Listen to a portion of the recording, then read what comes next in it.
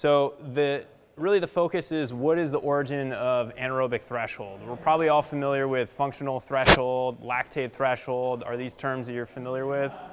All right. There's going to be a quiz coming up very shortly. What is anaerobic threshold? Please define it. Think about that. All right. As your coach, I'm sure that there's some considerations around how do I train my athletes? High cadence, low cadence, high torque, low torque. Where do I start? We have technology now called Power Meter, which allows us to morph from heart rate, speed, to actually looking at data from your ride, telling us empirically how many watts was my rider putting out. We can equate that to body weight, get watts per kilo. That's taken us a step further from where we were 15, 20 years ago. Huge advent. Show of hands, who's riding with a Power Meter? Everyone?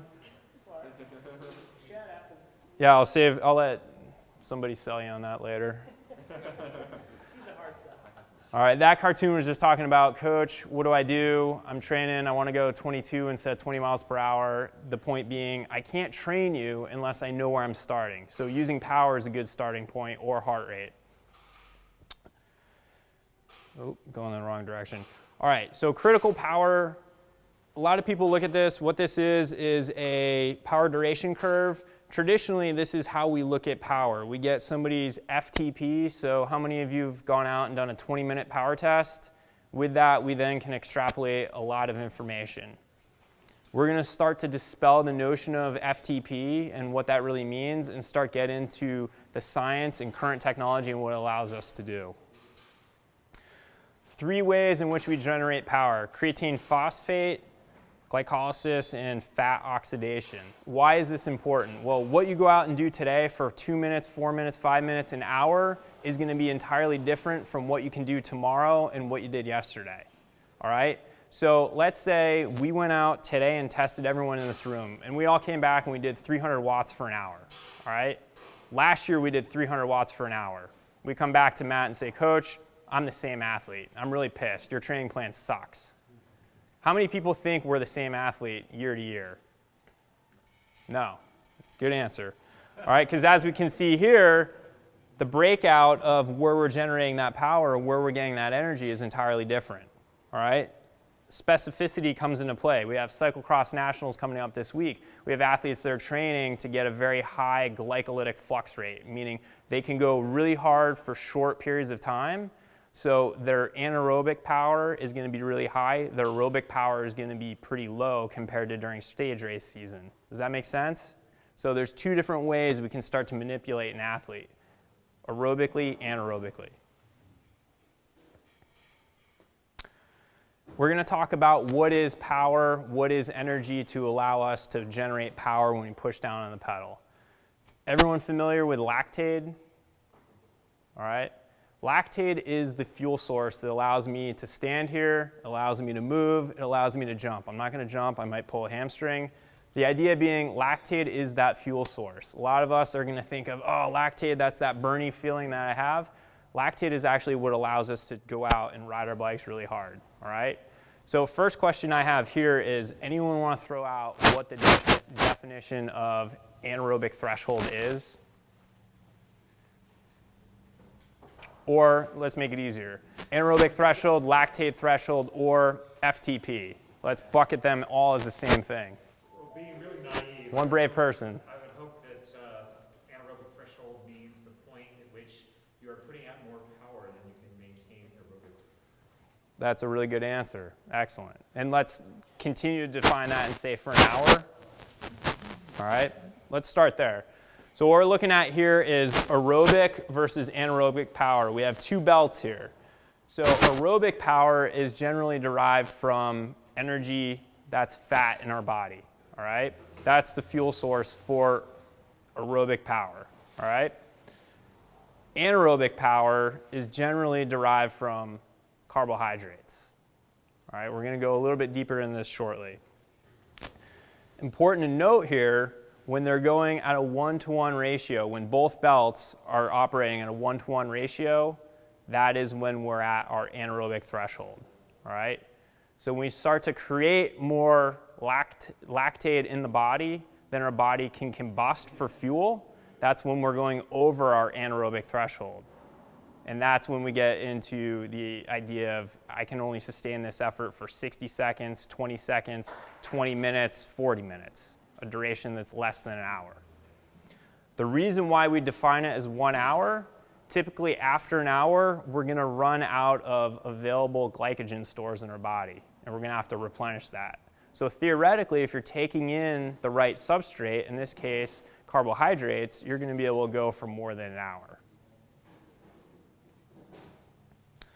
Oxygen demand, oxygen uptake, we know that demand as we get above threshold is going to be much higher than our actual uptake. So you can see a divergence in the two lines here. Lactate combustion, lactate production. This comes back to what we talked about. What is the definition of anaerobic threshold? Here we can see lactate production in the red line, combustion is the blue line, concentration is the yellow line. Where they meet is the threshold. This is helping to further illustrate, hopefully, what is lactate in our body. And I'll make this presentation available to everyone. I'll get it to Matt so he can disperse it. The idea being lactate being the fuel source in our body. It's really important to understand what is lactate and then what is my accumulation level. So for me, if I go out there and I do 400 watts for 5 minutes, my accumulation of lactate is going to be far different from everyone in this room. Everyone's going to be far different. So knowing how quickly I'm accumulating lactate and at what level is going to then dictate the interval that I go out there and do. And then it's important to know my recovery. So if Matt tells me go out there and do 5 by 5 minutes, Greg, is 5 minutes the right recovery for that 5-minute interval at 300 watts, 200 watts, 100 watts? I don't know. I need to know how quickly, how many millimoles of lactate I'm accumulating in that 5 minutes, and then what my recovery time is if I'm going at the right wattage to be able to get maximized recovery. Does that make sense so far?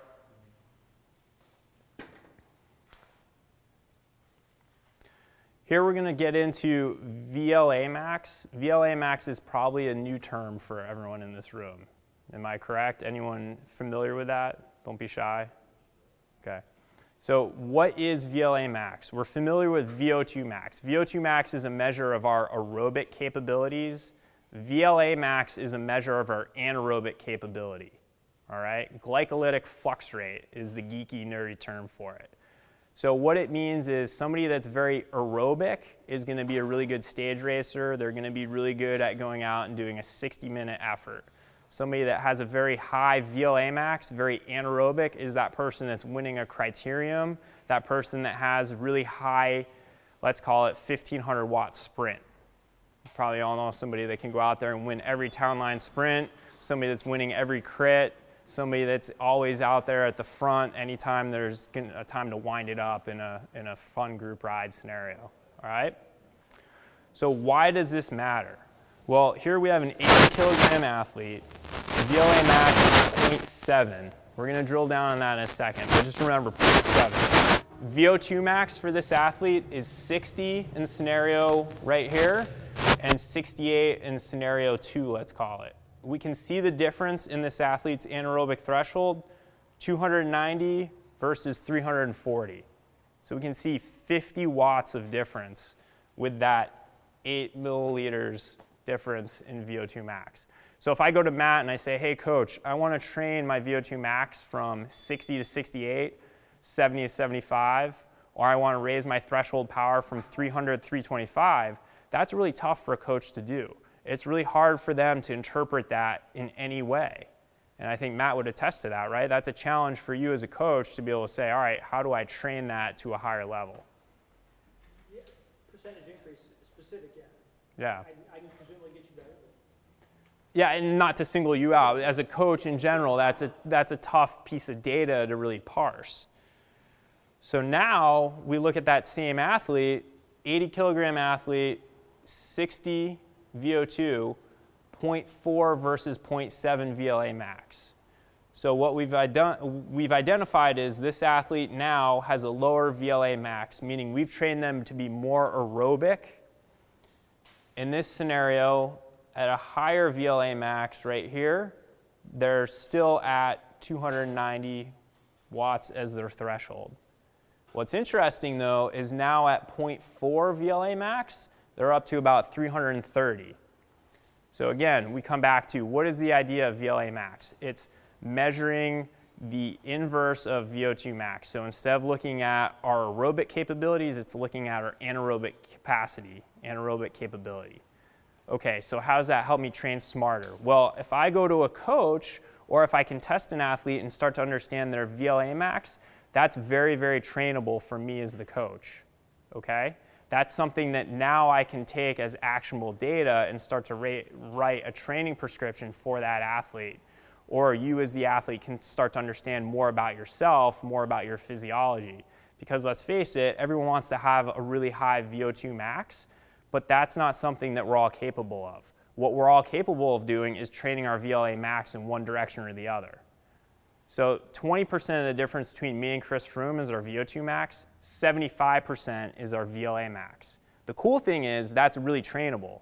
I can train that one direction or the other. So talking about cyclocross nationals, I want to train for nationals. I got 3 months to get ready for it. My VLA max is really low, but I know that cyclocross nationals, it's on the gas, off the gas, on the gas, off the gas. So I can train it to become more anaerobic. I can train it to become more of that fast twitch type athlete. I'm not changing my muscle fiber type, but what I'm doing is training the stimulus, and I'm training my adaptation, or the ability to adapt my body to have that type of recovery from these short efforts and to go at a higher level, higher intensity. So here's an example of athletes' typical power and VLA max. So somebody like Andre Greipel right here, 0.9 VLA max, they're going to be able to put out about 1,700 watts.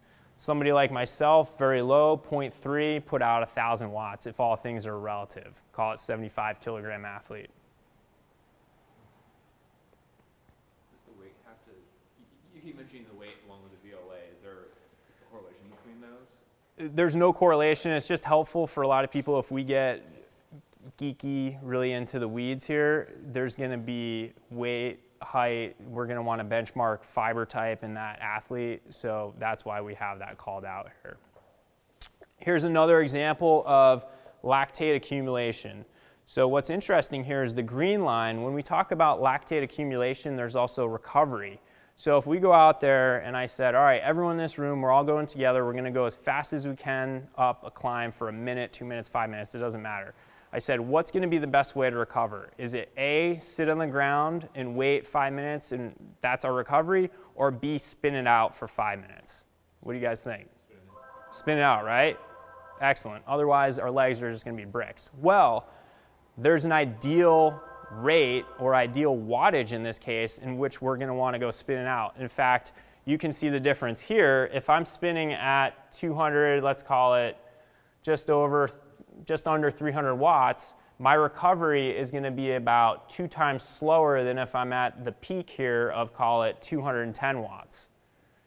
Also, if I'm too low, if I'm at 100 watts, it's going to be about half, let's say. So it's really important to know our ideal recovery as well as how quickly we accumulate lactate.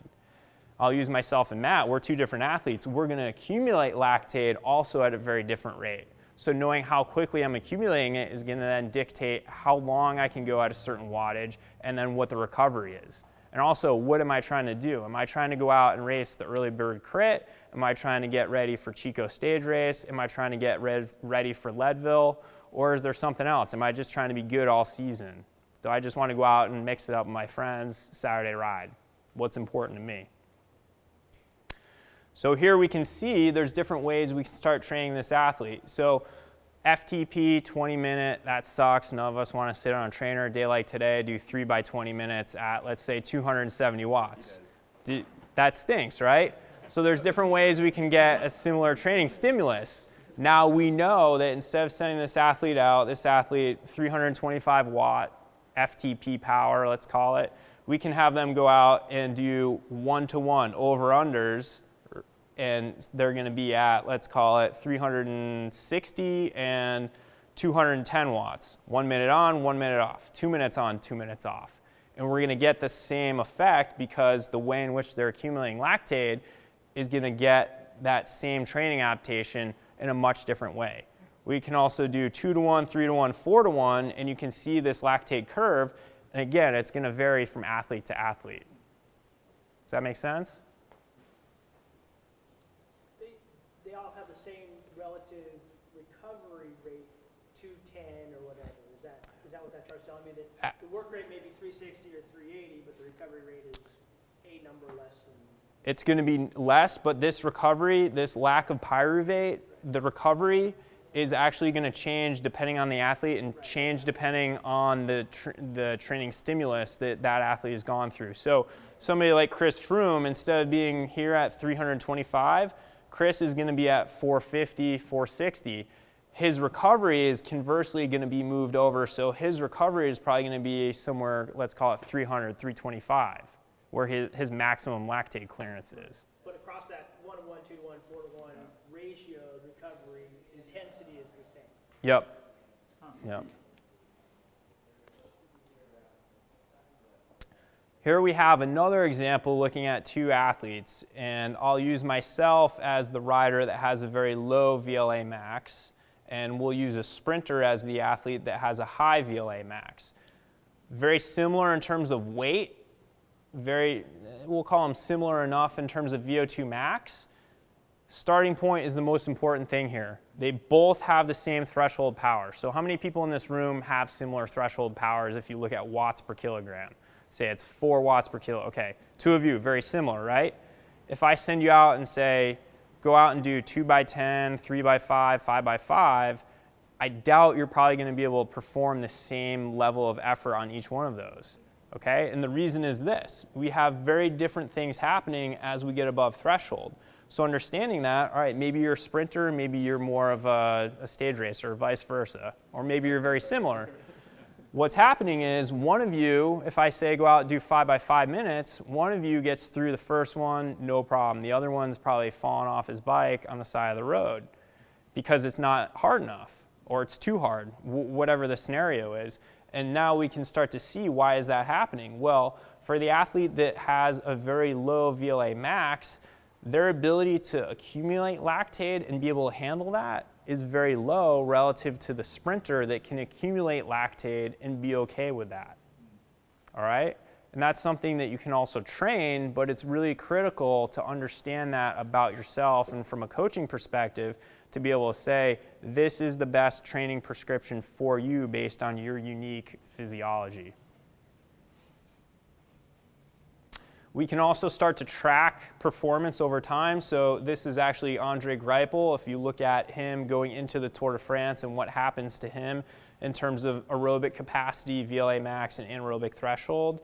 And what's interesting is you start to see some things in terms of his threshold relative to VLA max. So he gets through the Tour.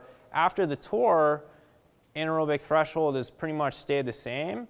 But you can see his VLA max at the end of the Tour is basically nothing. You can see this huge divergence. He's come way down. So what it means is aerobically, he can still go out there and do the post-Tour races because he has the engine and motor to do that, but he can't put out that almost 2,000 watt sprint anymore. He needs to recover. That's going to take some time. So that accumulated training load, very intense.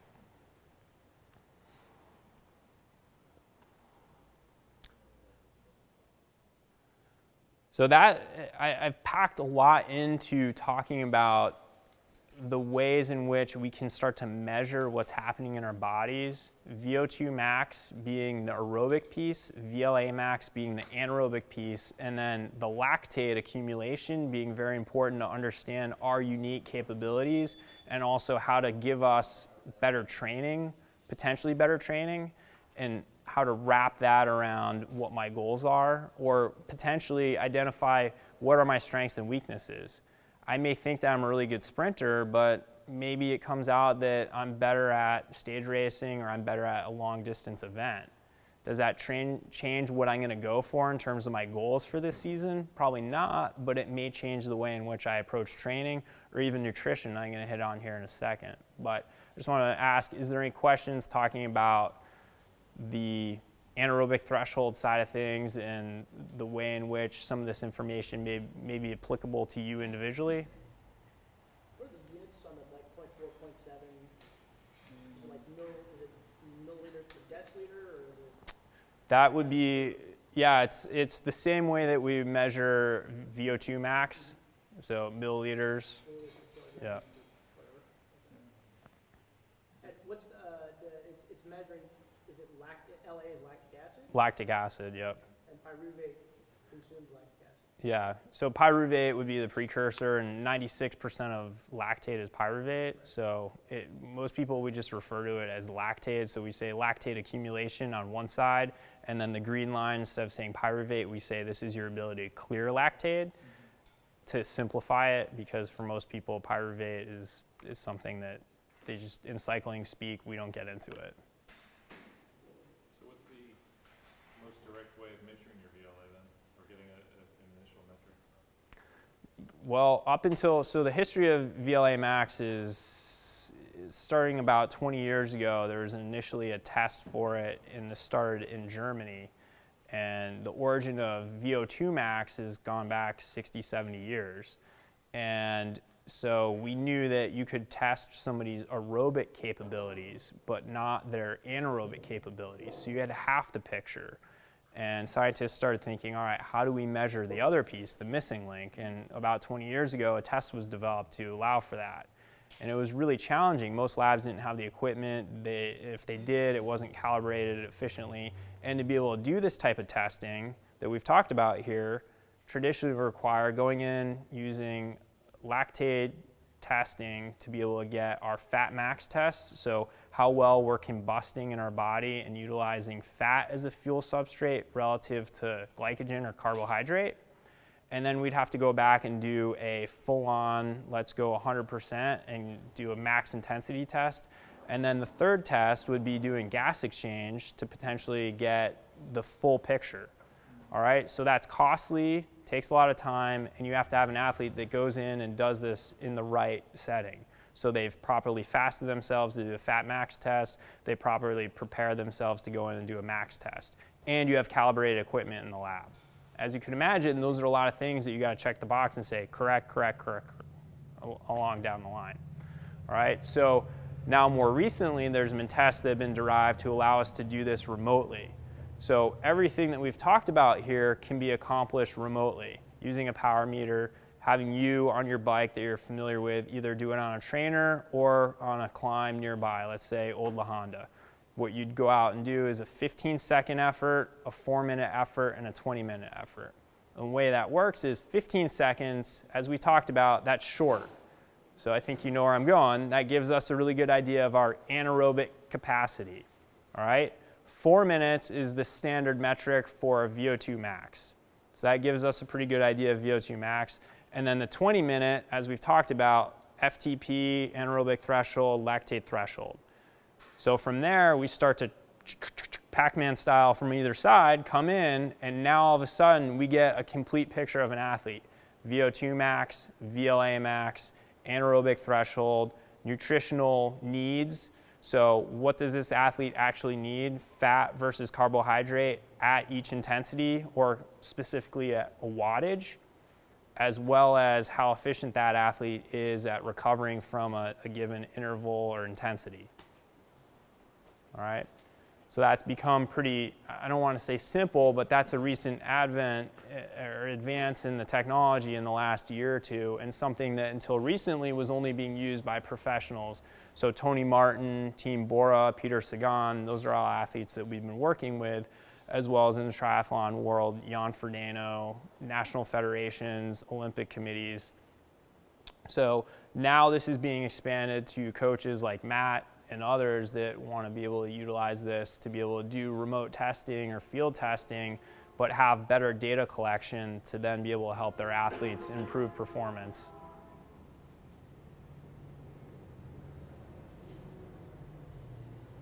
Any other questions on the, no? So I'm going to hit on a couple of nutrition strategies. One thing, and I'll speak for myself, nutrition is challenging. It's hard to know exactly how much to consume. It's hard to know, are we burning fat or are we burning carbohydrate? And in my mind, before I really started to understand some of these things, I thought I was burning fat when in reality I was burning carbohydrates. And I certainly wasn't replenishing as much as I needed. So I'll give you an example. I was racing races like Leadville. That's a long race. That's a race where in reality I needed to be taking on a minimum of 10 Cliff Bars or the equivalent. I wasn't coming anywhere close to that. And it was no surprise that after 4 or 5 hours my performance was going like this. And it's easy as an athlete to start to attribute it to lack of training. I only have 5 hours, I only have 6 hours, I only have 10 hours a week to train. In reality, that shouldn't be the limiter. In reality, it's probably nutrition in a lot of cases. So here we can start to see what is somebody's fat max as defined by this green area. So we can see this green line is fat combustion or utilization in the body. The red line is carbohydrate. Here we have meters per second. This is running, but in most athletes, let's call this 200 watts for a male that's 75 kilograms. So an athlete, our max ability to consume carbohydrates is going to be, or to take in carbs, is 90 grams per hour. You can take on more than that, but regardless of size, regardless of body weight, regardless of gender, we know scientifically 60 to 90 grams of carbohydrate per hour is the max amount of substrate that we're able to pull into our system, right? So most of us, when we're going out there doing a 3-4 hour ride and we're at anything close to intensity that mimics a race, that's a minimum of 2 Cliff Bars or the equivalent. I'm not here to sell Cliff Bars, power bars, you name it, whatever they got here. But the idea is that 60 to 90 grams of carbs per hour is what we need to be able to get the most out of ourselves. And if we're not doing that, we're not only sabotaging that ride, that race, we're also sabotaging the recovery and the ability to bounce back tomorrow and do it again. And no matter how much pasta you eat, protein you eat after that ride, it's not going to matter. The damage is already done. So one more illustration of that, and it takes it a step further. If we look at somebody that has a relatively low VLA max, that also means that athlete has better fat burning ability. So this athlete that has a 0.4 VLA max is going to be combusting less carbohydrate and more fat relative to the athlete that has a higher VLA max. That's not a bad thing. That's just an identifier for that athlete to say, hey, I know that even though I've tried to be fat adapted, I'm trying to be on this paleo diet, not to knock that, you can't get past what your body naturally needs, all right? So even though we're fat adapted, even though we think we're ketogenic, that doesn't matter. You still need carbohydrate. Otherwise, you're selling yourself short, you're selling your performance short. So VLA max is influencing our fuel utilization, what we need for substrate to power whatever it is. And then as I talked about, we can see here how we get to that data. Question was asked, 15 second, 4 minute, 20 minute. With that, we're now able to get all of the information we've talked about. So what is that? That's VLA max, VO2 max, anaerobic threshold, and then all the associated markers that go along with it. How quickly we accumulate lactate, how quickly we clear it, as well as how many calories we require, fat, combustion, carbohydrate need or load.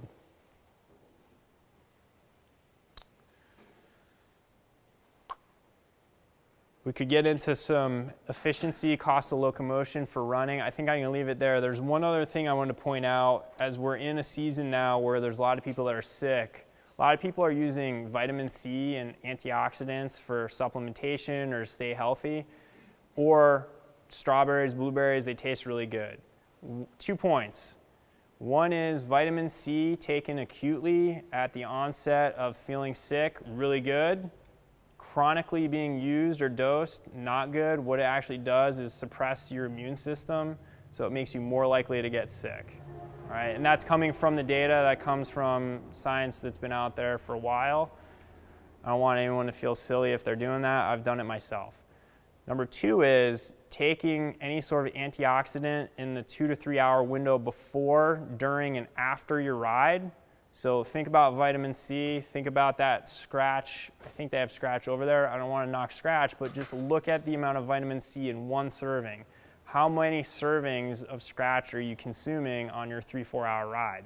you're probably getting over 1,000 milligrams of vitamin C just during your ride if you're using that particular product.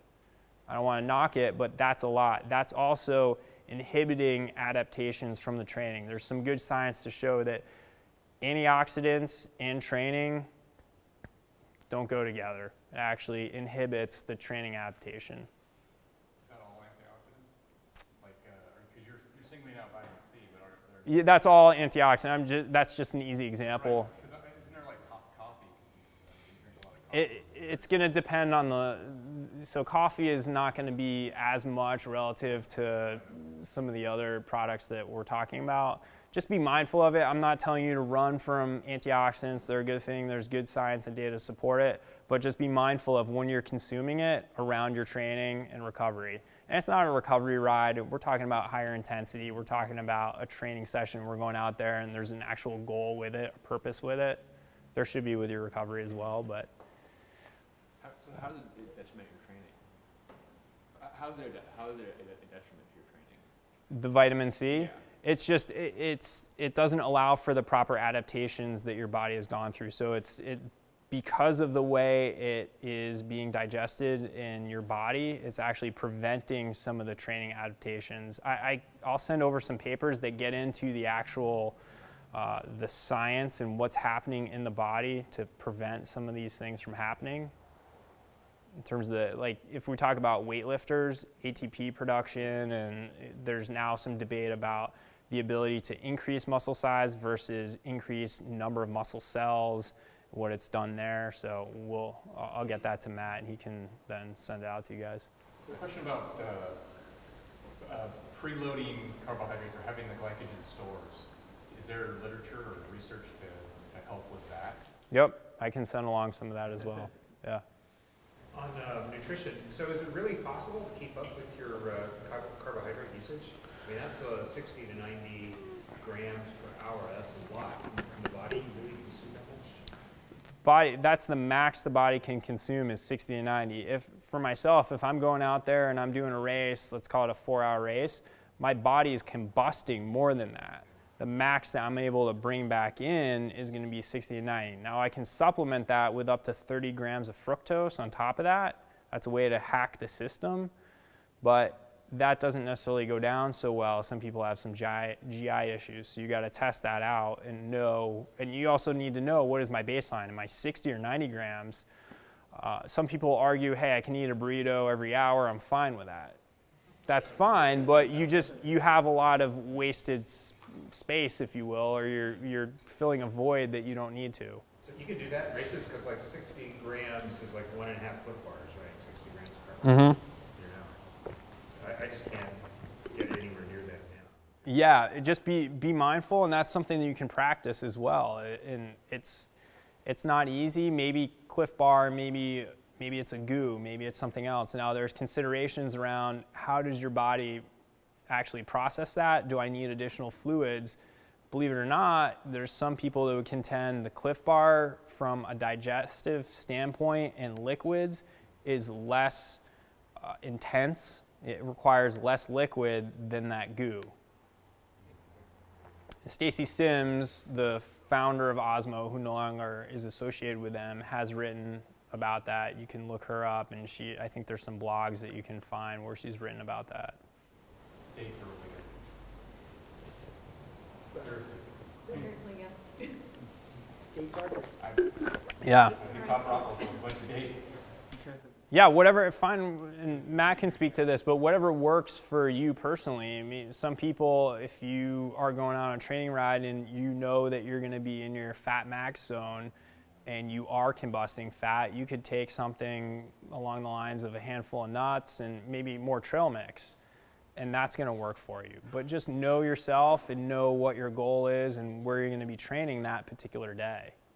There's no right or wrong, and you can test different things out. My suggestion is just don't test them out on a race day or a hard training day.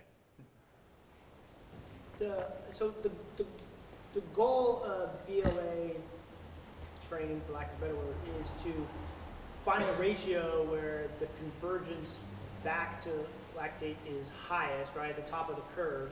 And is that curve, how often does what happen? reestablish that curve in order to track training? You know, is it every 6 weeks, every twice a year?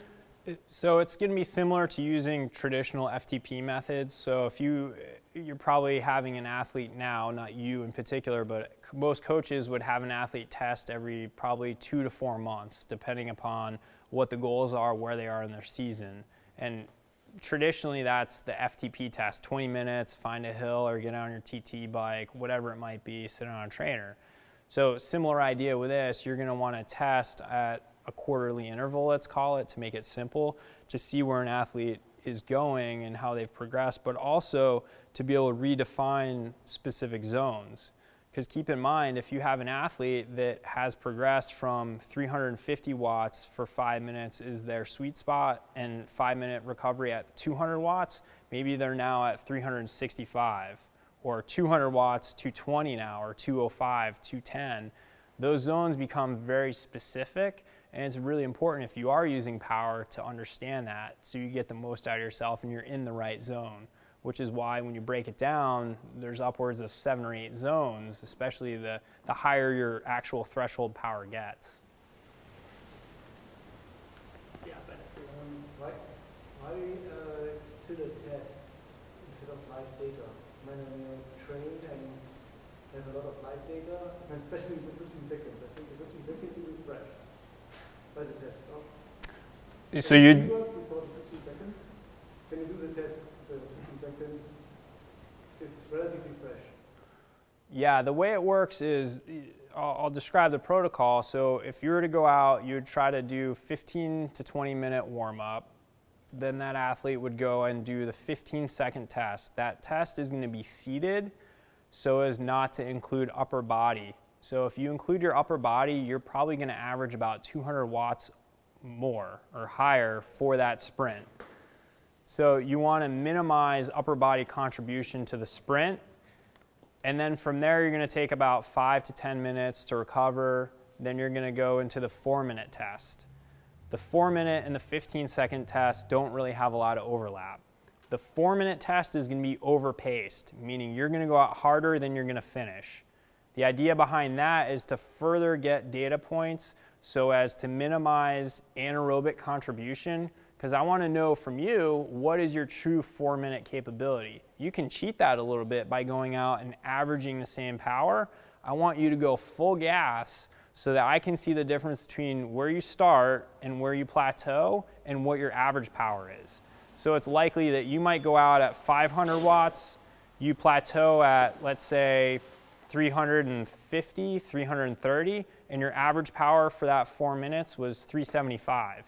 So now I have 3 data points from that one test. I also have your body weight, I also have your 15-second seated sprint, your max power, and your 15-second average power. Then you do the same thing for the 20-minute. You take 15 minutes, let's say, 10 minutes, recover from that 4 minutes, you do your 20-minute test.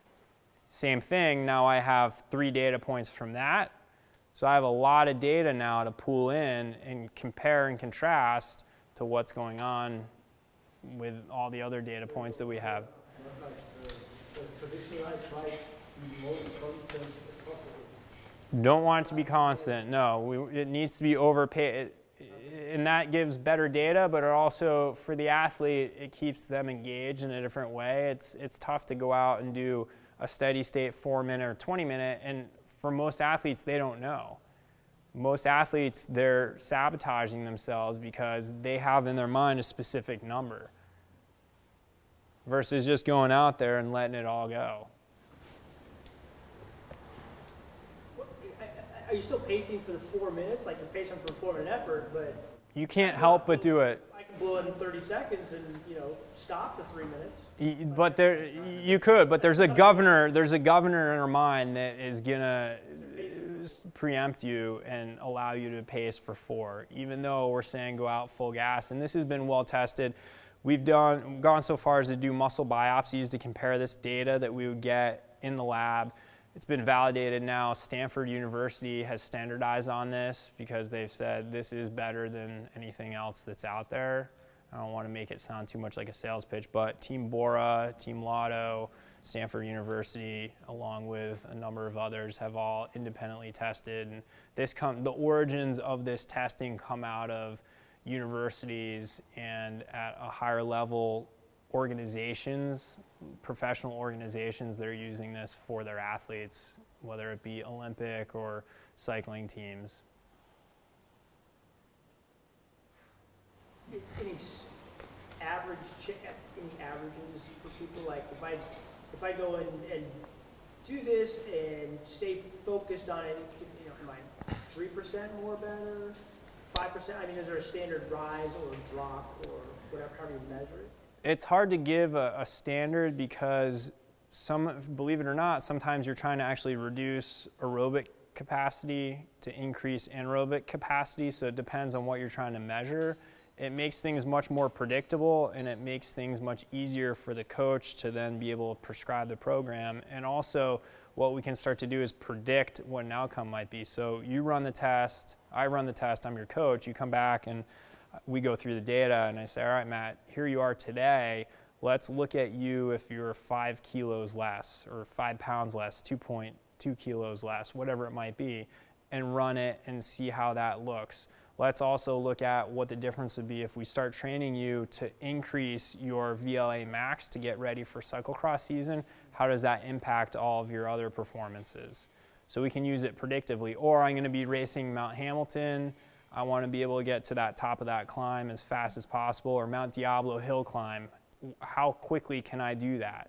And start to model that, and then we can backtrack and model training around that. Other questions, guys? You guys need a cat feed? Yeah, sorry, hope that wasn't too boring. Is there more to that? No, I'll leave it at that. Yeah, I'll send you, so what I'll do, a couple of things to wrap up on my end. I'm going to send Matt this presentation. I'm also going to send some of the nutritional pieces that we talked about, and then I'll send you one of the actual tests and the data that would come from it.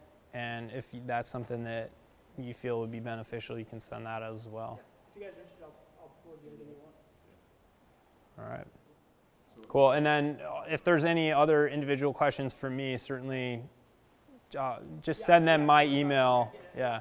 So you and I have chatted on and off over the past, I don't know, 6 weeks or so. And I'm really happy you came, not just because I'm interested in the inside stuff, but it's an approach to training that I like a lot because it individualizes, right? You guys are on the focus program, and it tends to follow sort of a fairly constant development cycle. But where we've missed the boat and where, as a team, it's a good challenge to me, is to be able to then step in and say, okay, so, you know, find some parameters to work around and say, okay, you know, if then, for some of the training. So I'm excited because it gives me a chance to sort of step up a level in understanding, right?